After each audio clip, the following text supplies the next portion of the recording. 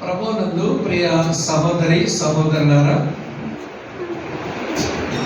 మనుషులు మరో మనిషిని గురించి చెప్పే సాక్ష్యాలలో లోపాలుంటాయి.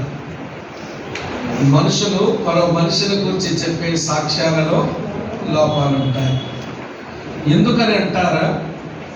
మనము మనుషుల యొక్క పైరూపాన్ని చూస్తాము, వారి అంతరంగం మనకు తెలియదు కనుక ఆ మనిషిని గురించి మనం చెప్పే సాక్ష్యములో లోపం ఉంటుంది, ఉండొచ్చు కూడా.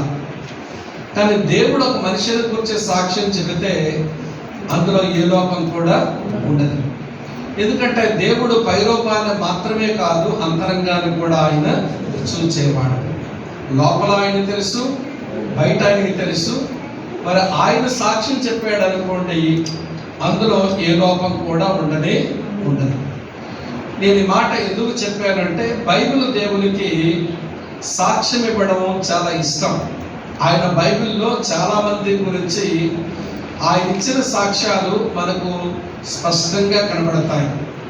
హెబ్రీ పత్రిక 11వ అధ్యాయం 4వ వచనంలో హేబేలును గురించి సాక్ష్యం ఇచ్చాడు. ఏమంటే హేబేలును గురించి సాక్ష్యం ఇచ్చాడు.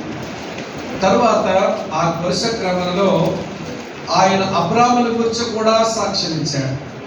నేను ఏ సంగతులు అయితే ఇతను చెబుతానో ఆ సంగతులన్నీ ఇతను తన ఇంటి వారికి, తన కుటుంబ సభ్యులకు నేర్పించగలిగిన వాడు అని చెప్పి అబ్రాహాముని గురించి ఆయన సాక్ష్యం ఇచ్చాడు. ఇప్పుడు మనం చదివిన వచనంలో దావీదుని గురించి ఆయన సాక్ష్యం ఇచ్చాడు. తర్వాత ఇదిగో ఈయనే నా ప్రియ కుమారుడు, ఈయన ఎంత నేను ఆనందిస్తున్నానని తన కుమారుడైన యేసుక్రీస్తుని గురించి సాక్ష్యం ఇచ్చాడు. ఇగో ఇతడు అన్యజనుల ఎదుటను, ఇశ్రాయేలీయుల ఎదుటను, రాజుల ఎదుటను నా నామమును భరించువాడు అని చెప్పి పౌలుని గురించి కూడా ఆయన సాక్ష్యం ఇచ్చాడు. ఇలా మనం ఆలోచిస్తూ మనం లేఖనాలు గమనిస్తే ఈ బైబిల్ దేవునికి సాక్ష్యం ఇవ్వటం ఒక ఇష్టమైన పని.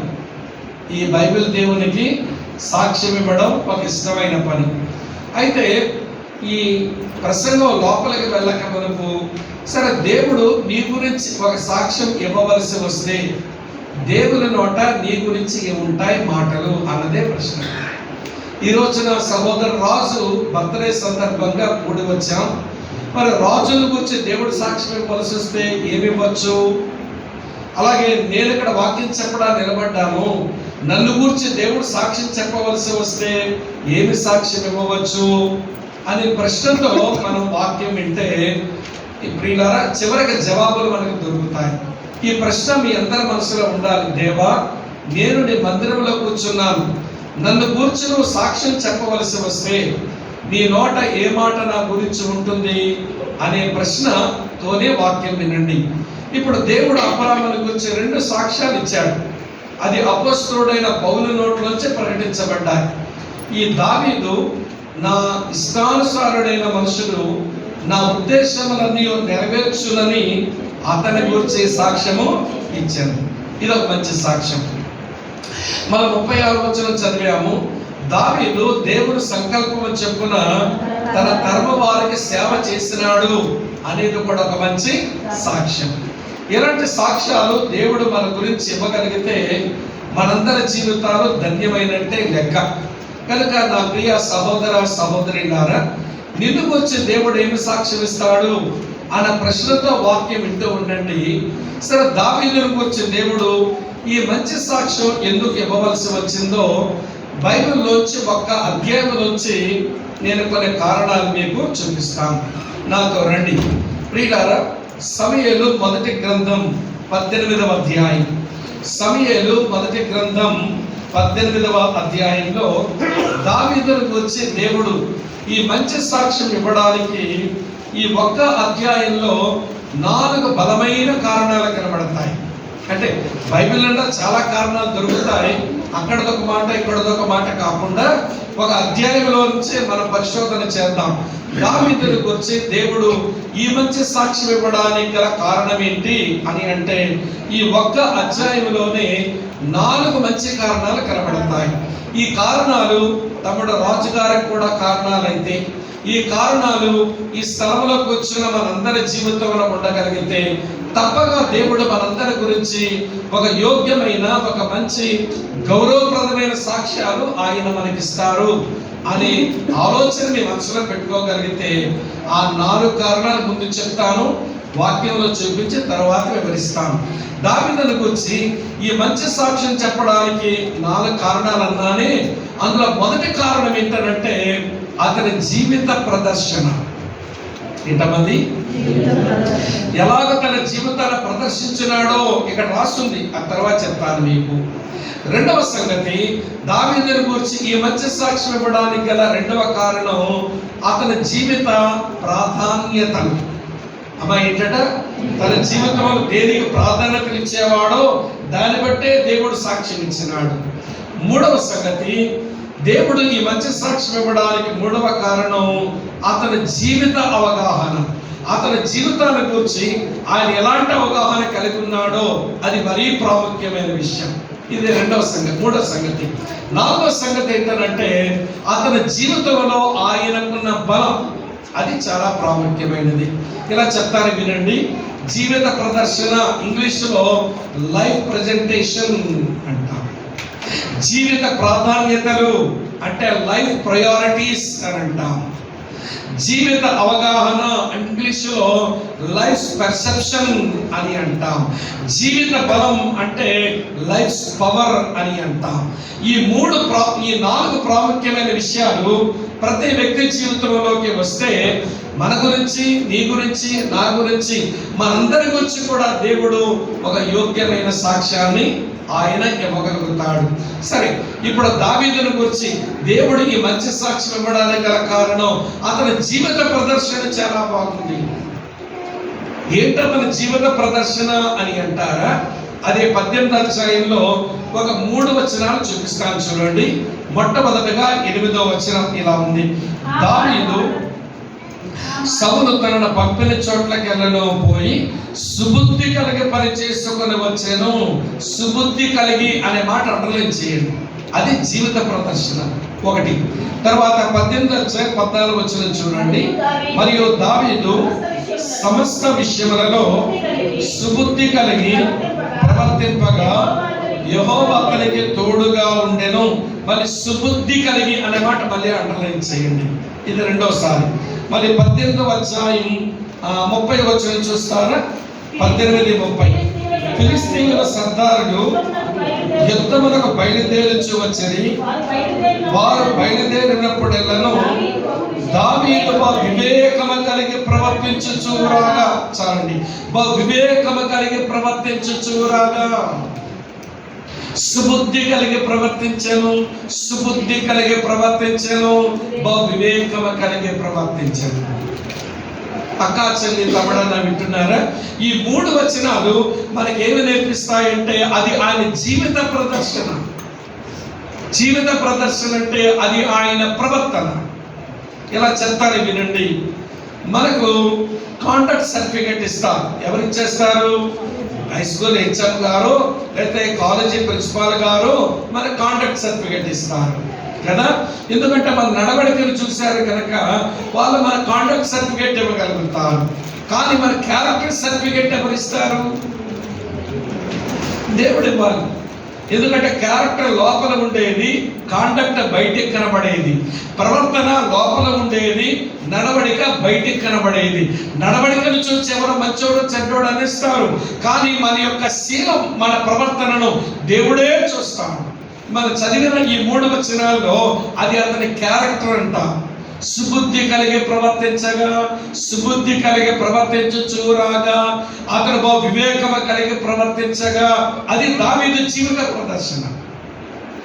సరే, ఈ 3 వచనాల్లో ఉన్న సుబుద్ధి, సుబుద్ధి అలాగని వివేకం అని చదివామే. ఈ 3 ఒకటే కాదు. సందర్భంలోంచి మనం ఆలోచిస్తే అతను సుబుద్ధి ఏంటో మనకు తెలుస్తుంది. ఇప్పుడు చూడండి, 5వ వచనంలో దావీదు సౌలు పంపిన చోట్లకెళ్ళను పోయి సుబుద్ధి కలిగే పని చేసుకున్నట్టు వచ్చాను. ఆ వచనంలో ఉన్న సుబుద్ధి ఏంటంటే ఆధిక్యతలో ఉన్న అతను అణకువతో జీవించినవాడు. అణకువ ఇక్కడికి వెళ్ళి పని చెయ్యి అంటే పోతున్నాడు. ఇక్కడికి వెళ్ళి పని చెయ్యి అంటే పోతున్నాడు. పంపిణీ చోట్లకి వెళ్ళా పోయి పని చేస్తున్నాడట. నేను వెళ్ళను, నేను చెయ్యను, ఇది నారటోడు చేసే పనా అని అనలేదు. ఆధిక్యతలు కలిగి ఉన్నవాడు కానీ అనుభూతిలోనే బ్రతికాడు. ఏంటో తనకున్న ఆధిక్యతలు అంటే చెప్తాను వినండి. దావీదును వాళ్ళ ఇంట్లోనే లెక్కల్లో లేని మనిషిగా చూస్తున్నారు. వాళ్ళ నాన్న ఇంటి దగ్గర ఒక శుభకార్యం జరుగుతుందండి. అందరినీ పిలిచారా కానీ దావీదుని పిలిచారా? దావీదుని పిలవలా. అది ఇంగ్లీష్లో ఏమంటారంటే David was an unrooted fellow in Jesse's family అన్నారు. అంటే యెష్షయి కుటుంబంలో ఈ దావీదు లెక్కల్లో లేని మనిషిట. ఏంటట? లెక్కల్లో లేని మనిషి. ఇప్పుడు అతని జీవితంలో దొరికిన మొదట ఆధిక్యత చదువుతాను చూడండి. అదే 1 సమూయేలు 16వ అధ్యాయం చదువుతున్నాను 12వ వచనం. 1 సమూయేలు 16:12 పేజీ తిరిగే చూడండి. అతడు వారిని పిలువనంపించి లోపలికి తోడుకుని వచ్చెను. అతడు ఎర్రని వాడును, చక్కని నేత్రములు కలిగిన వాడును, చూచుటకు సుందరమైన వాడునై ఉండెను. అతడు రాగానే నేను కోరుకున్నవాడు ఇతడే, నీవు లేచి వారిని అభిషేకించమని యెహోవా సెలవీయగా. ఈ వచనంలో అతనికి దొరికిన 2 ఆధిక్యతలు ఏంటి అంటే, ఒకటే దేవుని చేత కోరుకోబడ్డాడు, మరొకటి దేవుని ఆత్మ చేత అభిషేకించబడ్డాడు. ఒక విషయం చెప్పనా మీకు, మంచి మాట. మనుషులు మనం లెక్కించకపోతేనే మంచి, దేవుడు లెక్కలో తీసుకుంటాడు. మనుషులు మనం కోరుకోకపోతేనే మంచి, దేవుడు మన కోరుకుంటాడు. అర్థమవుతుందండి? ఇతడు దేవుని చేత కోరుకోబడిన వాడయ్యాడు, దేవుని ఆత్మ చేత అభిషేకించబడిన వాడయ్యాడు. ఇది ఇంటిలో తనకు దొరికిన దైవజనుల వల్ల దొరికిన ఆధిక్యత. ఇది గుర్తుపెట్టుకోండి. 2వ సంగతి ఏంటంటే మరొక ఆధిక్యత చెప్తాను. అదే సమూయేలు మొదటి గ్రంథం 17వ అధ్యాయం చూస్తారా? మరో మాట మీరు చూపిస్తాను. 36వ వచనం చూడండి. ఏం రాస్తుంది? 35వ వచనం. 35. నేను దానిని తరిమి చంపి దాని నోట నుండి నా గొర్రెను విడిపించింది. పైన కింద వచనాలు చూస్తే, నేను గొర్రె మందను మేపుకుంటూ ఉంటే, నాయన అప్పగించిన మందను మేపుకుంటూ ఉంటే ఏం జరిగిందో తెలుసా? ఎలుగుబంటి వచ్చింది మంద మీదకు. తర్వాత ఏమొచ్చింది? సింహం వచ్చింది మంద మీదకు. అవి నా గొర్రెను నోటకచ్చుకుని తీసుకుని వెళ్ళిపోతుంటే దాంట్లో దెబ్బలు ఆడి వాటి నోట్లోంచి నా గొర్రె పిల్లని విడిపించుకున్నా. అంటే ఎలుగుబంటిని సింహాన్ని జయించినాడంటే ఆధిక్యత ఉందామా? ఒక్కొక్క పిల్లని షూట్ చేసి కొట్టాడంటే రాయితో కాళ్ళు అట్లా లేపుతాడు. షూట్ చేసి ఎట్లా కొట్టాడో తెలుసు. మరి ఒక్క పిల్లని కొడితే పెద్ద మనగాడు అనుకుంటున్నాం, పిచ్చుకొక్క పిల్లని కొడితేనే పెద్ద వీరుడు అనుకుంటున్నామే. షూట్ చేసి రాయితో కొడితే భలే తగిలిందండి. అలాంటిది ఎలుగుబంటిని వింటున్నారా? సింహాన్ని ఏమంటే నోట్లో ఉన్న గొర్రె పిల్లలు ఒక్కరి మీద వెనక్కి రాగలిగాడంటే ఆధిక్యత కాదా? ఇంటిలో ఆధిక్యత. దేవుని చేత కోరుకోబడ్డాడు, దేవుని ఆత్మ చేత అభిషేకించబడ్డాడు. ఇప్పుడు అరణ్యంలో అతని ఆధిక్యత ఏంటంటే ఎలుగుబంటి నోట్లో నుంచి ఏమంటే సింహం నోట్లో నుంచి తన గొర్రె పిల్లను విడిపించుకోగలిగినాడు, జయించినాడు. తర్వాత అదే 17వ అధ్యాయంలో 1 సమూయేలు 17వ అధ్యాయం నేను మీ కొరకు చదువుతున్నాను చూడండి. 49వ వచనం. తన సంచిలో చెయ్యి వేసి అందులో నుండి రాయి ఒకటి తీసి వడిసెలతో విసిరి ఆ ఫిలిష్తీయుని నుదుట కొట్టాను. ఆ రాయి వాడి నుదుట చొచ్చినందున వాడు నేలను బోర్లా పడిపోయినాడట. యుద్ధ భూమిలో గొల్లియాతును జయించాడు. ఆధిక్యత అందామా కాదందామా చెప్పండి? ఇశ్రాయేలులందరూ యుద్ధానికి వెళ్ళడానికి వారు సిద్ధంగా ఉన్నారని ఎవడ ఉంది కానీ అట్లా అందరూ యుద్ధానికి సిద్ధపడుతున్నట్టే కనబడుతున్నారు. కానీ దమ్ముంటే రండిరా, నన్ను జయించి మమ్మల్ని దాసులుగా చేసుకోండి, మీరు ఓడిపోతే మీరు మా కింద దాసులం అంటని వాడు రంకెలేసి పిలుస్తుంటే అందరూ యుద్ధ పంక్తులు తీరున్నారట. ఆయుధాలు పట్టుకుని ఒకడు ముందుకు పోవట్లా. వింటున్నారా మీరంతా? కానీ ఇవాడు ఒడిసే రాళ్లతో దావీదు ముందుకు వెళ్ళి ఒక రాయి తీసుకుని వాడు బోర్లా పడేలా కొట్టాడనంటే ఇవాడు రాయి ఇట్లా నూరు తగ్గింది. వెనక పడాలా ముందుకు పడాలా చెప్పండి? మరి ముందు బాగా పడ్డాడు,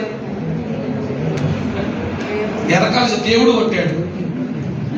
రాయేమో ఎట్లా కొట్టింది, దేవుడేమో వెనకాల టెక్కిచెల కొట్టాడు. గొలియాతుకు బోల పడిపోయినాడు కింద. ఇది ఆధిక్యత కాదా? ఇశ్రాయేలు అందరూ భయపడుతున్న శత్రువుని జయించినాడండి. ఇది సామాన్యమైన విషయం కాదు. ఇంటిలోనేమో దేవుని చేత కోరుకోబడి దేవుని చేత అభిషేకించబడ్డాడు, అది గొప్ప సంగతి. అరణ్యంలోనేమో ఎలుగుబట్టిని సింహాన్ని జయించినాడు, అది గొప్ప సంగతి. ఇప్పుడు యుద్ధ భూములేమో గొలియాతును ఫిలిస్తీన్లు జయించినాడు, ఇది గొప్ప సంగతి. ఇప్పుడు అతనికి ఏ ప్రమోషన్ వచ్చినాయంటే వినండి. ఇప్పుడు చూడండి 18వ అధ్యాయంలో ఏం రాసిందో చదువుతున్నాను. 5వ వచనం చూడండి. దావీదు సౌలు తన పక్కని చోట్లకి వెళ్ళను పోయి సుబుద్ధి కలిగి పని చేసుకొని వచ్చాను కనుక సౌలు యోధుల మీద తనను నియమించెను. ఇప్పుడు సౌలు అంతఃపురంలో యోధుల మీద ఒక అధికారిగా నియమించబడ్డాడు. సో ఇన్ని ఆధిక్యతలు వచ్చినాయి, ఇన్ని ప్రమోషన్లు వచ్చాయి. వింటారు, కళ్ళు ఎక్కడ ఉండాలి? ఇప్పుడు మన భాషలో చెప్పండి. నెత్తి మీద ఉండాలి. కళ్ళు ఎక్కడ ఉండాలి? నెత్తి మీద ఉండాలి. కానీ కళ్ళు నెత్తికి ఎక్కలేదండి. సౌలు ఏ పనికి పో అని చెబుతుంటే ఇన్ని ఆధిక్యతలు పొందిన వాడిని, దేవుని చేత అభిషేకించబడిన వాడిని, దేవుని చేత కోరుకోబడిన వాడిని, ఎలుగుబట్టిన సింహాన్ని జయించిన వాడిని, గొలియాతును జయించిన నాకా ఈ పని పెట్టేది? నేను చిన్న చితగా మనుషులు అనుకుంటున్నావా అని ప్రియమైన స్నేహితులారా, అతను అహంకారం చూపలేదండి, అనుకోనే చూపించాడు. అనుకోనే చూపించాడు. ఆధిక్యతలు ఎన్ని వచ్చినా అనుకోగలిగిన ప్రవర్తన ఉంది, అది దేవునికి బాగా నచ్చింది. ఆధిక్యతలు ఎన్ని వచ్చినా అనుకోతో కూడిన ప్రవర్తన దేవునికి నచ్చే ప్రవర్తన. ఈరోజు చాలా మంది నేను ఎరుగుతున్నా కొద్ది జీవితంలో దేవుడు కొంచెం ఆశీర్వదించి ఒక స్థాయికి తీసుకొస్తే అన్ని మర్చిపోయి కళ్ళు నెత్తికే మేమంటే ఏమనుకుంటున్నారండి అంటున్నాను. ఒక ఆయన ఏంటో నాకు తెలుసు, చిన్నప్పటి నుంచి ఆయన ఒక స్థలంలో ప్రసంగం చేసి అంటాడు, ప్రియులారా దేవుడు నేను ఎంత ఆశీర్వదించినాడంటే నాకు 22 సూట్లు ఉన్నాయి అన్నాడు. అది కోట్లు, 22 కోట్లు ఉన్నాయి అన్నాడు. అనగానే ఆ ఎదురుగా ఏమైనా దమ్ముబండిలోకి వెళ్ళి వచ్చి పని చేసుకొచ్చిన ముసలాడు పాపం ఇట్లా చూస్తున్నాడు. ఈయనేమో ఆశీర్వదించబడ్డాడని ఈయన చెప్తున్నాడు, అతనికేమో ఏమైనా మురికి పట్టిన పంచి రాల్చి వేసుకున్నాడు. అయితే నీ శపించబడ్డానని కృంగిపోయినట్టు కనబడ్డాడు ఆయన. నేను తర్వాత వచ్చాను, అన్న మీ కోట్ల సంగతి ఎక్కడ చెప్పొద్దు అంటే, ఏ బ్రదరు దేవుడు దీవెని చెప్పాలి కదా అన్నాడు.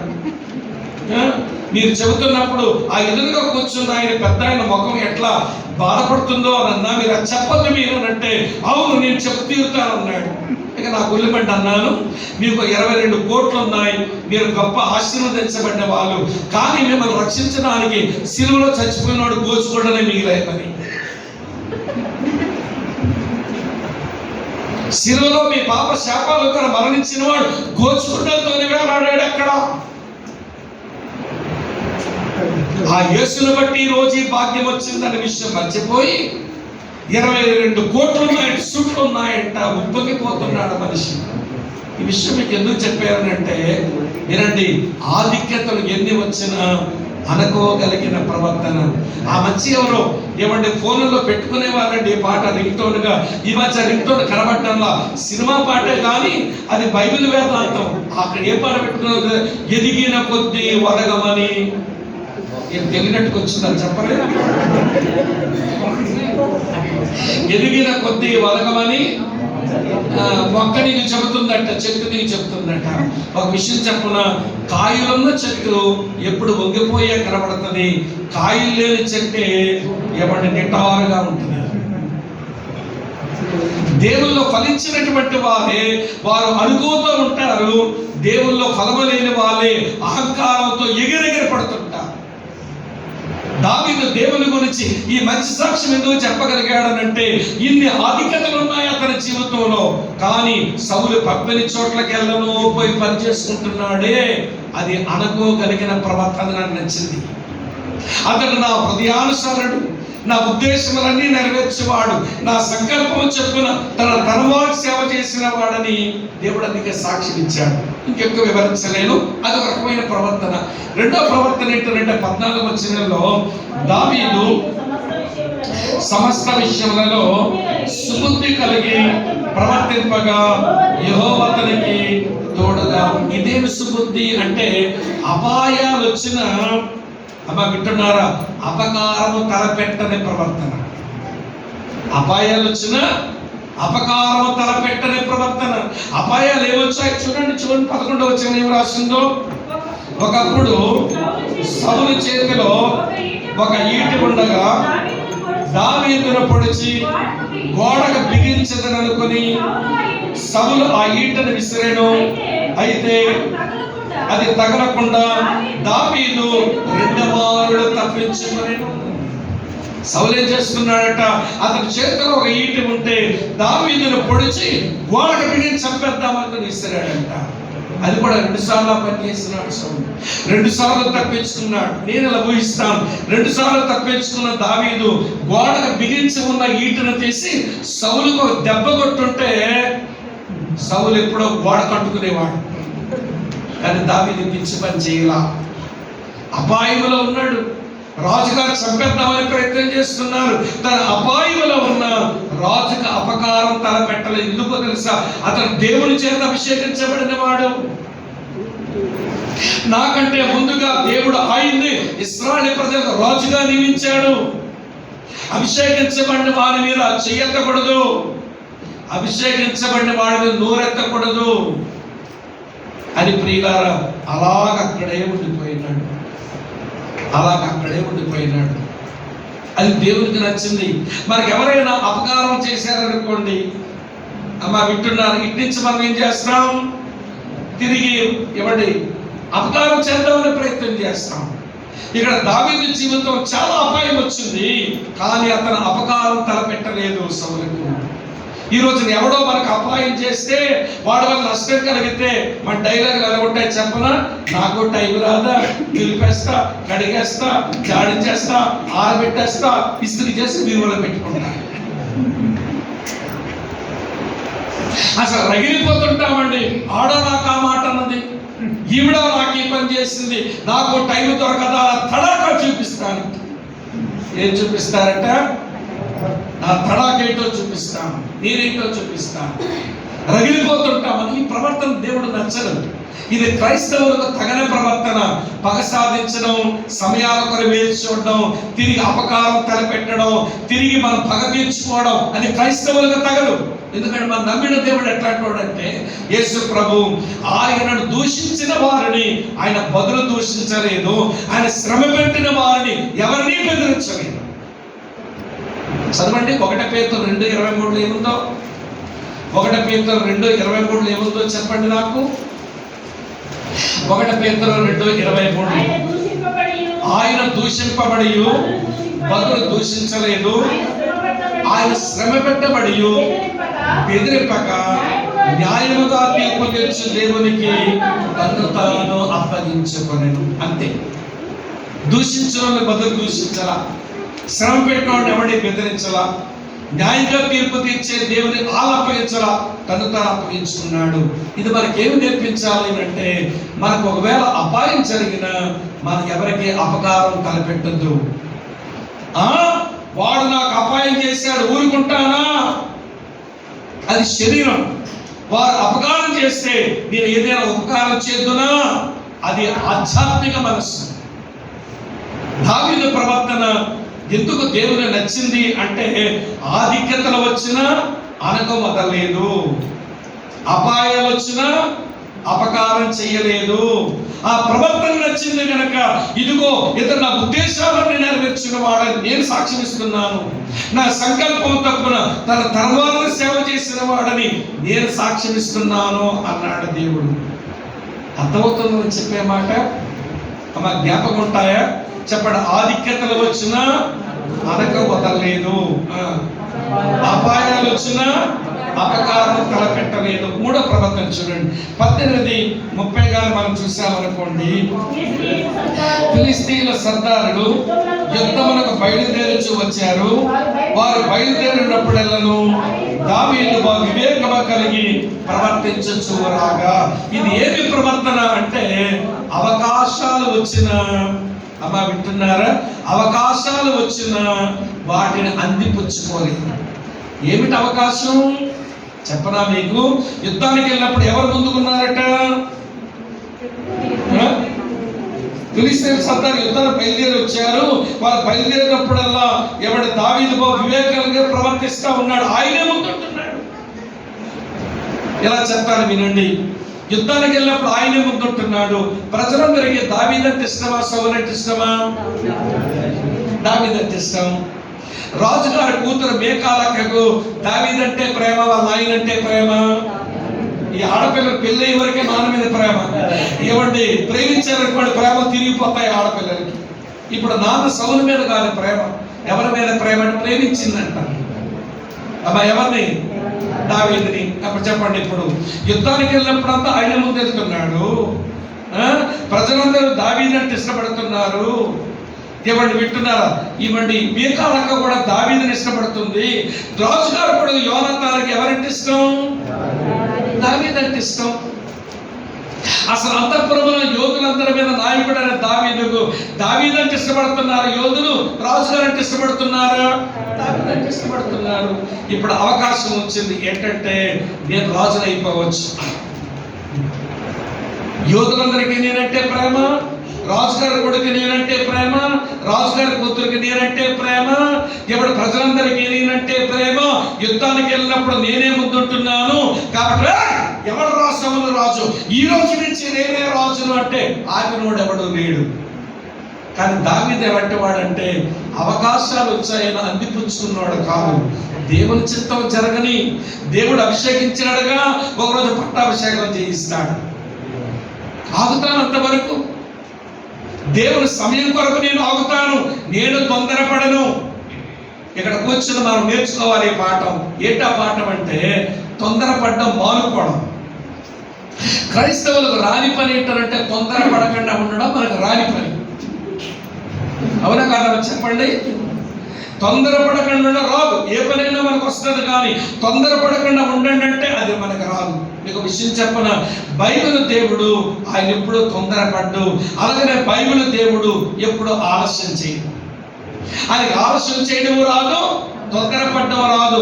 ప్రసంగి 3:11 ప్రకారం దేని కాలమందు అది చక్కగా జరుగుతున్నట్లు ఆయన సమస్తమును నియమించిన ఏ టైంలో జరగాల జరుగుతుంది ఆయన నియమించి పెట్టాడు. దావీదుకి అంత బైబిల్ తన చేతిలో లేకపోయినా ఈ సత్యం తెలిసి దేవుడు పట్టాభిషేకం చేసినప్పుడు రాజులు అవుతానులే, నేను అవకాశాలు వచ్చాయని నేను అరుడు చాచను, అవకాశాలు నేను అందిపుచ్చుకొని వాడుకోను, దేవుని చిత్తము నేను చెయ్యాలి అనుకున్నాడు. అందుకని 17వ ఏట అభిషేకించబడిన వాడు 30 ఏట వరకు అసలు రోజులు ఆయన అరణ్యాలు బట్టి తిరిగాడు.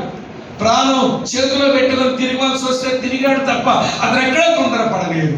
ఇప్పుడు చెప్పాలి వినండి, ఏది మంచి ప్రవర్తన, ఏది దేవుడు మెచ్చే ప్రవర్తన, ఏది దేవుడు సాక్ష్యం ఇచ్చే జీవిత ప్రదర్శన అంటే ఆధిక్యతలు ఉన్నా అనక ఉండాలి.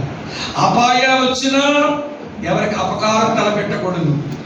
అవకాశాలు వచ్చినా వాటిని అందిపుచ్చుకొని దేవుని చిత్తం వదిలేయకూడదు.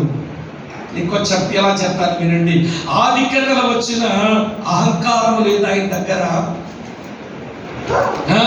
అపాయం జరిగిన ఇవ్వండి వినండి, అతను అపకారం తలపెట్టే మనసు లేదు ఆయన దగ్గర. అవకాశాలు వచ్చిన దేవుని చిత్తాన్ని వదలలేదు ఆయన. అందుకే అతను ప్రవర్తన నచ్చింది, అది అతని జీవిత ప్రదర్శన.